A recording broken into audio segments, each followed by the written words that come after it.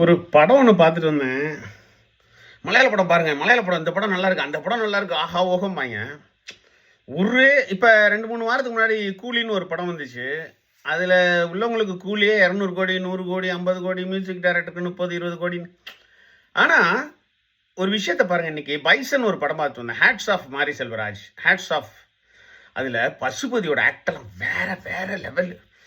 அந்த ஹீரோவை சரியாக வேலை வாங்கி அந்த பாடி லாங்குவேஜை எக்ஸாக்டாக கொடுத்து, அந்த கைலி அந்த நேரத்தில் ரிலீஸ் ஆன சினிமா, அதோட பாட்டு, அந்த கபடி மேட்சோட கோட்டு, அவங்க போட்டிருக்க சட்டை, இதெல்லாம் ரொம்ப கஷ்டம். அசத்திப்டாப்ல மாரி செல்வராஜ் அந்த மக்களோட ஏக்கம் நிறைவேறுமான்னு தட்டு தடுமாறி எத்தனை தடைகள், கடைசியில போலீஸ் வந்து உருட்டி வயல்ல தள்ளி அதுல இருந்து அவனை கொண்டு போயிட மாட்டாங்களான்னு கொண்டு போய் ஜப்பான் வர.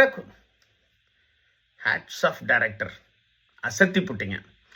இப்போ இப்படி தான்ப்பா படம் வேணும், இது ரியாலிட்டி வேற. நல்லா இருந்துச்சு, உள்ளதை சொல்றீங்க, நானும் உள்ளதை சொல்றேன். பியூட்டிஃபுல். இப்படி தான் பார்க்கணும் படம். படம் பார்த்தனா என்னுடைய காசு நான் கொடுத்துட்டு வரேன்னா எனக்கு அந்த ஃபீல், அப்பாடா, ரொம்ப நாளைக்கு அப்புறம் அந்த சீட்டில் நிம்மதியாக உட்காந்தேன். Okay, thank you.